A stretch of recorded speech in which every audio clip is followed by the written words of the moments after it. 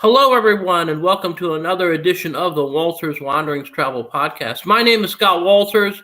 Our guest will be coming on in just a second, but I do want to let you know that if you use the term underrated when you contact me at Walters Wanderings Travel, I will give you $50 of either onboard credit for a cruise or $50 in a land credit, a resort credit on a vacation that you book with me 4 nights or longer. So there we go. And that's my promo. But you have to use the word underrated because we're going to talk a lot about things that are underrated when it comes to travel. And with me today is a travel expert who's forgotten more than I know. And that's really excellent because we need to have people like this in the industry. This is Rosana Chermisqui, and she's coming to us live from beautiful Los Angeles, California. Thank you for joining me on the podcast today, Rosana. Thank you. Thank you so much. So now, Rosana, you were telling me before that you have a wealth of experience in travel. Well, how did you get started? I mean, what was the initial seed of inspiration for you? Actually, it was almost 30 years ago when my kids were very little, and my husband decided that, let's get into this business for the perks. And I wasn't in a mood for that, but he wanted me to work for someone else. And since that, let's started, and I decided, well, I don't do things halfway. I started like 100%. And I started as a tour operator specializing in Latin America since I'm originally from Brazil. And that's how I started. And suddenly I had 20 employees working for me. And I work with travel agents, only travel agents, and selling to them, specializing in Latin America. And it was a lot of fun. Well, that's excellent. So obviously you have a lot of the experience in Latin America coming from Brazil. Now, where were you born and raised in Brazil? I was born in São Paulo and raised, and I came here 34 years ago. So Wow. I'm 59, so I was 25 when I came here. Well, there you go. That I'm sure your childhood in Brazil is a lot different than your adulthood here in the States. Is there? What was your first family vacation in Brazil? Where did you go? We had no money for family vacation. Oh, then there you go. So that didn't happen when you were younger. It was a very hard upbringing there. Yes. Well, that's all right. But obviously you were able to persevere and overcome. But now you told me that you traveled to at least 86 countries. Yeah, I collect countries. So my goal is to get to 120. 2 years we couldn't travel abroad, but so far 86 countries. Yes, and not that like we just stepped. Like Italy, I've done at least 12 times. Israel 9 times, Peru twice, and so forth. Mm-hmm. So out of the countries you visited, what country do you want to go back to again next? It's easier to say the countries that I don't want to go back. All right, give some of those. Why not? Because your perspective is interesting. I think this would be great. So tell me a country that you don't want to ever visit and why. There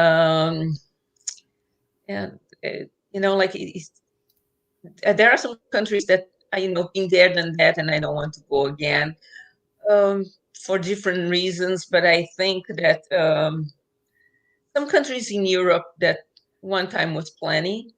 I think I've been to the UAE, and I enjoyed. I had fun, but I think next time in 10 years, it's very overrated. Let's put it that way. I understand. My country that's overrated, and no offense, because I've been there. Maybe it's because I've been there a bit. Is when Bahamas on a cruise stop. I've seen enough of it. I know the cruise lines like to stop there. A lot of the cruise ships are, flagged in the Bahamas, so I think they might actually have to stop there. I don't know what all the deal is. I know that Nassau doesn't charge a whole lot of port charges to these ships to dock because they want the business, but that would be an idea of an overrated place. But let's talk about the flip side because I think it's very important. Let's talk about an underrated place that you visited and you really want to go back again and explore more? Okay, so one country that I think that's underrated, the opposite, and, with all the respect with the UAE, like I know people like that's one of the countries that when I had my second company and I sold all over the world, that's the country that everybody wanted to go. I want to go to Dubai. They think that Dubai is a country. No, Dubai is not a country. There are 7 Emirates, and one of the Emirates is Dubai, the other one is Abu Dhabi, Fujairah, and so forth. And I've been all over the UAE. I highly recommend that people should go one time, but it's like going to Las Vegas for countries. That's how I wanted to explain. One country that's underrated and it's wonderful, and I'm going to explain why. And I've been there twice, and I can't wait to go again. Actually, there are some other countries that are underrated, and I don't want to mention, but one of them is Egypt. Okay, and people are scared to go to Egypt, and I don't understand why. Well, I had, and actually in that trip, I did Egypt and then I went to the UAE and I took a group of travel agents there.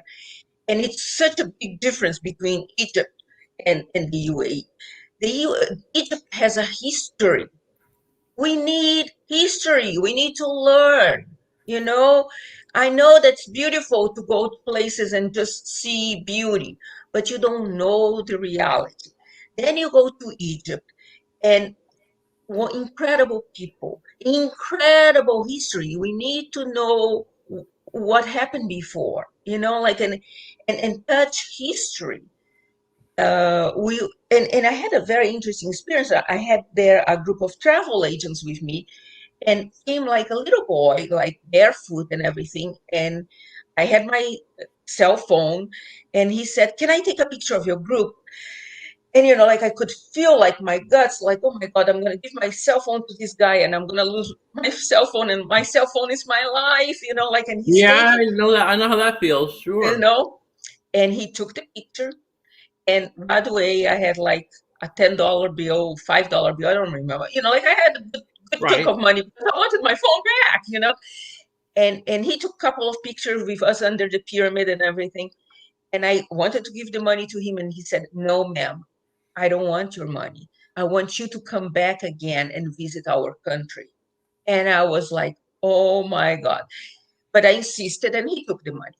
But that kid with no money, you could see the way he was dressed and barefoot and everything. And what he said to me was, "No, I want you to come back and visit my country."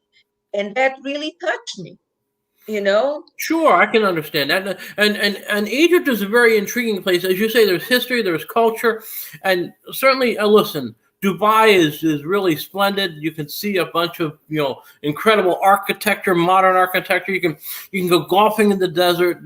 There's plenty to do. There's a wonderful amusement park for those people who want amusement park things, but it's much more sanitized. Than if you go to Egypt and you're seeing the pyramids, or you're doing a little Nile River cruise, which are available, and the people, when you go to a place like Egypt, you'll get great authenticity, and even cuisine is going to be more authentic, because when you're in a place like Dubai, as nice as it is, your cuisine is going to be very westernized compared to what you might get when you're in a regular kind of cafe somewhere in Alexandria or Cairo or somewhere in Egypt.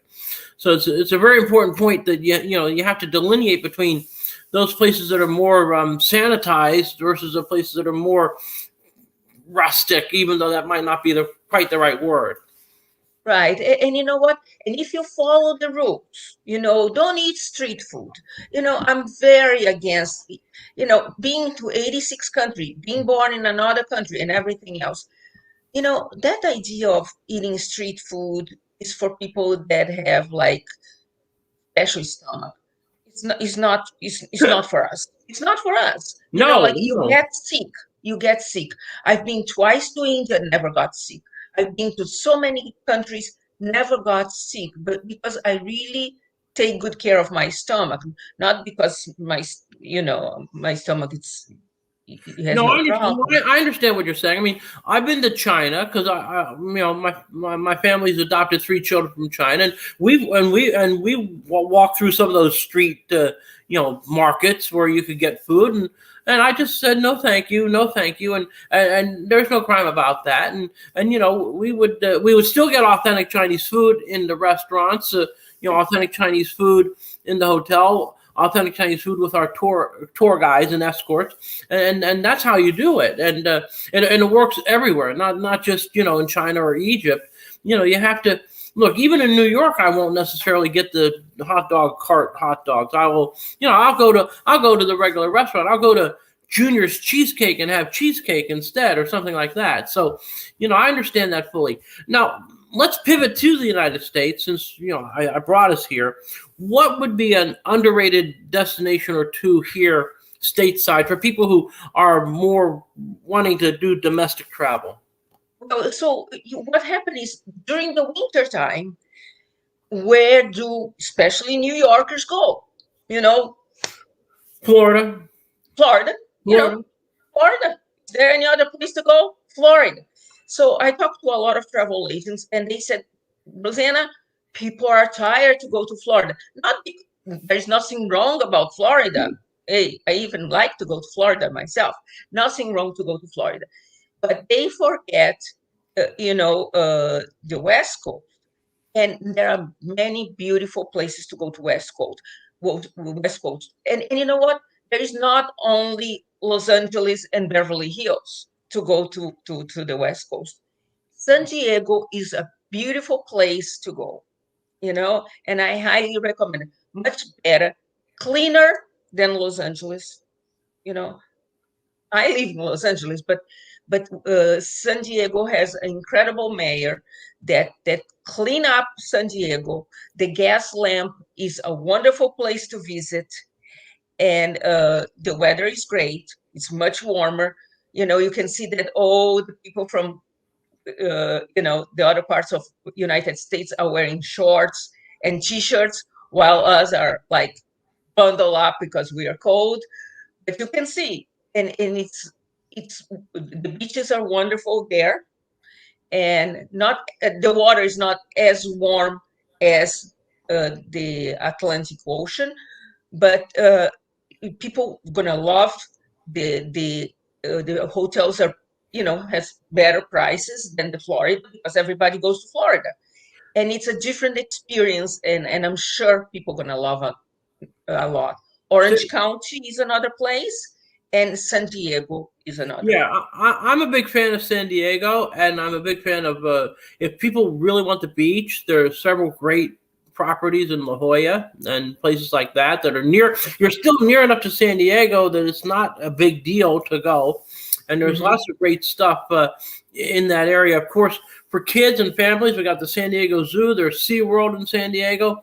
Those are great. If when baseball is going on, the Petco Park and that whole downtown Gaslight area is awesome. It's really good stuff. So San Diego definitely has a lot to offer, and even the mid coast. If you go up to Santa Barbara and up that way to San Luis Obispo and so forth, again, the Madonna Inn, iconic place. No two rooms are alike.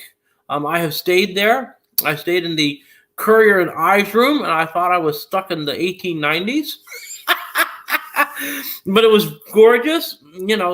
San Francisco, there are flaws in the internals of San Francisco, but if you hang to the touristy areas, you won't necessarily go wrong at all. And if you continue north up the coast, there's lots of beautiful scenery and all that. And yes, it is true, the water is colder, but you can still get lots of good beach stuff and all of that. So that's an excellent suggestion. I think highly of San Diego. I have friends out there, and they're always able to help me, work on that and work on making sure people that go that way have a great time. So now let's talk about planning. And just one thing that I wanted to tell you. Sure. People are looking sometimes for honeymooners, where to go honeymoon on at this time of the year when it's cold. And I highly suggest the winery, the winery places. Oh, even for sure. wedding destination. If you want to do wedding destination at where to go, I suggest the Allegretto in Paso Robles. It's a wonderful place to do destination wedding, and nice places also in Napa Valley to do destination wedding. And you are right there drinking, the best wine, in my opinion, from the world, because I'm a wine snob, and I like the wine, from, and I've been all over the world with wine, and I think our wine from California is the best one in the world. No, that's a good point. And for people that are looking for culinary experiences, when you go to these places that have great wine, you're also going to be able to have great food because That's right. they don't want to just spoil you with the one thing and not have the other. That's So you'll get good food. A lot of it's going to be that farm to table type food also. So they're looking to do fresh ingredients and all because again, they don't want to disappoint you. You have a great glass of my particular wine of choice is Merlot. So you have a great glass of Merlot, but you don't want to have like some stinky skirt steak to go with it. You want to have something that makes sense and is really good. And a lot of good chefs and a lot of good restaurateurs have opened up spots in those wine regions in northern and even the Santa Barbara area of California. So that's excellent stuff. Now let's talk about planning trips. Obviously, you've been planning trips for people for 3 decades, which is 2 decades more than I have, except for my family, of course.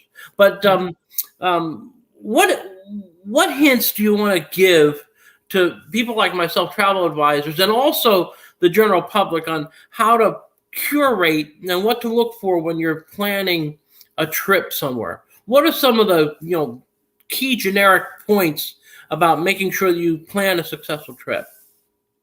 Well, when you are planning a trip, and I'm telling for both sides, for the travel advisor and for the public, that idea that, oh, I don't stay that long in a hotel, so I don't need the good hotel, you know. For I've been hearing that for 30 years. That's not true. It's like I don't need a nice house because I work the whole day in the office, so I don't need a nice house to come back to, you know.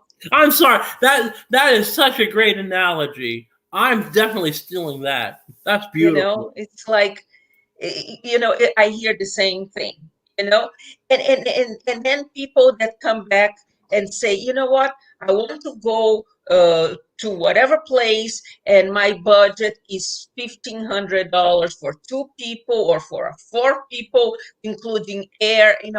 First of all, don't think so much about budget, because when people come back to me and say my budget is that and that, and I said, oh yes, and my budget is to fill my tank with $1. Well, what I like to say about people who are really truly budget conscious, there's two ways to look at it. Number one is, we can work on getting you to where you want to go, but the experience is not going to be the same. But the other thing I like to say is, price is what you pay, but value is what you receive. So if we have to add value, and a travel advisor like myself certainly can add value. So what are some ways we can add value to a trip and maybe not necessarily affect that cost for those people who trust me, everyone has a budget. I have a budget. We all do, and I understand that. But what are But some there ways is we can real add value? but the real budget and not real budget, so sometimes, if your budget is that short, find someplace else to go, you know drive.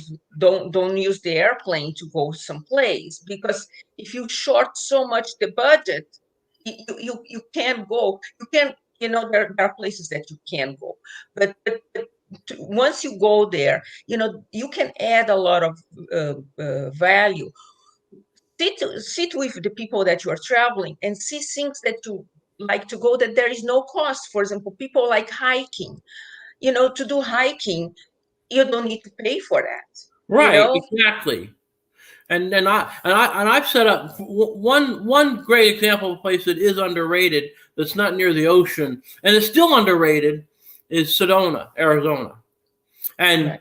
there the hiking is plentiful and basically it's free. You just have to park in the parking lot of where you're going to do your hiking from, and then you go hiking and you take lots of pictures and you go, wow, this is unbelievably beautiful. And then you come back and there's plenty of great places to eat in Sedona, so you can go ahead and have a nice meal. And sometimes the meal has a view too. The sun can be setting and you can see it setting on those rocks. And so yeah, I mean, there are things you can do. You can like my kids for Christmas a year ago, we got them inflatable kayaks.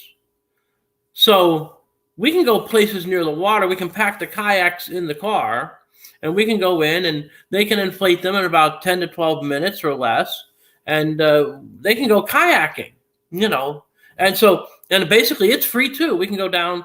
We have friends down at the Jersey Shore. We have a bunch of lakes nearby where we live. So again, you can plan these kind of value-added activities that are free, and you can also plan value activities that are not expensive. Most every city in America has these passes they call City Pass, where you can get 6, 7, 10 attractions, and you pay a one rate, but if you paid a la carte, you'd be paying double. And, someone like myself, a travel advisor, can certainly hook you up with those kind of experiences where you can go ahead and save some money and get to see all kinds of great things that if you had paid a la carte, you'd be paying double for. When I went on a cruise to Alaska, we did 3 nights in Seattle beforehand. And even though the hotel was, very expensive, because Seattle hotels are, I was able to get the City Pass, and I was able to see 7 different attractions in Seattle for $50 a person. But if I paid regular retail for each attraction we went to, it would have been $120 a person. So, you're saving so much money at that point that the eating costs in Seattle are free. And, I was able to go see a baseball game in Seattle because I like to do that. So, those are the type of things that you can do, and you can actually, when you're working with a travel advisor, they know this stuff more than you, because, an average person plans maybe 1 vacation a year. But as I was telling you before we came on the air here, I've been doing at least 5 quotes a day the last 10 days. So that's 50 trips I'm planning, which is 50 more than these people are going on, and I'm doing it to destinations foreign and domestic. I'm doing destinations cruises. I'm doing things with air. I'm doing things just driving. I'm doing rail. So there's so many different options. And there's something else that people can take advantage, and travel advisors can help on them, is local tours guides that can help them do by walking, by bus. I've done all the time in Japan. Japan is a very expensive country to travel, and you get local tour guides that they used to be engineers and people like that. They take you by bus, and they can tell you the whole history that they have experienced, but you interview them before, and you have to do it very much ahead, because the most popular ones, they are busy, and it's incredible what you can learn, and it's a much better experience. Yes, especially in places where there's a lot of history and culture. Right. My example of this is Italy, because I've been several times, and I'm going back because I love Italy too much to neglect it for much longer. And I have at least 10 tour guide escort type people that I can lean on, and which when I'm going, I'm just going to say, okay, who wants to deal with me when I'm in Rome for 3 days? And I'm sure 4 or 5 of them will have their hands up and say, me, because I've already developed these relationships with them, and I think it's important that, people out there understand that, travel advisors, it's all a relationship business, whether we're dealing with consumers on the consumer end, whether we're dealing with the different travel vendors, whether we're dealing with tour operators, no matter what, we're the ones that are, we're doing all the real heavy grunt work, and we don't cost any more, Right. than if you do it on your own. And we don't. And the thing is, you don't get headaches, and you don't get 14-hour layovers in some airport where they don't speak any English, and and all kinds of things that can happen if you do it on your own. That's correct. So, is there anything else you want to add before we wrap things up, or did we cover everything you thought was worth covering here? Well, I think that it's there are so many countries, almost 200 countries in the world. So there are many other countries that we can go over and say, those are overrated. They are not overrated, and there are many other places. So I cover more like at this time of the year. Like when we talk about summertime. We can talk about other places in the United States that we can talk about, but I think that we go over. Yeah, in general. I think the one thing, though, we do have to remind people of is the demand for travel is, I've never seen so much demand for people wanting to travel. Because, again, I've never been busier setting people up on their trips than I have the last 2 weeks. And when it comes to things like summertime travel, I can't emphasize enough that the need to do your planning and your booking with a small deposit now. Because if you wait until May or wait until June, you will be sorely disappointed by the amount of lessened availabilities there will be. And even for Christmas and fall travel, Thanksgiving travel and Christmas travel, you really need to hop aboard now. And I'm not saying this to try and promote business. I'm saying this because I'm seeing what's going on. And I think you will agree that you have to, plan ahead, because, as I like to say, failing to plan is planning to fail. And something else that I want everybody to know, especially people that follow you, very soon, very, very soon, you're gonna hear that there is no more test to come back to United States, and then guess what's gonna happen with the prices of the air? Gonna soar. Oh yes, that's true. That's a good point, because March 18th is the day that we might get some. That's the day that the mask mandates on airplanes and in airports would need to be renewed, and that's coming up. Now, if it doesn't get renewed, that's going to open some floodgates of people who had not wanted to fly. And then if the testing mandate for people coming into the States goes away, oh yeah. When it does, change before the doors. You make an excellent point there, and it's something people really need to consider, especially if they're, because remember, there are a whole bunch of people that come into the United States to travel. You know that from being from Brazil. I know that from Disney World and Universal, and seeing the Brazilian groups in their blue shirts chanting all the time. The stories I can tell. So, I mean, it's obvious that, trust me, it's not just here that the demand is pent up and people are ready to go. It is practically worldwide. And I think it's really, we have to really pay attention to that. People are going to come here. The price is going to go up, up, up. So buy now. Buy now. That's really my advice. You have to really plan now. Rosana, it's been a pleasure to have you on the podcast with me. And I just want to remind everyone that this is the Walters Wanderings Travel Podcast. Mention the word underrated, and I'll send you $50 off of an onboard credit on a cruise, $50 at a resort credit. If you go on a land vacation, we'll take care of you. So again, I thank Rosana very much for joining me, and everyone have a great day, and we'll be back soon with another edition of the Walters Wanderings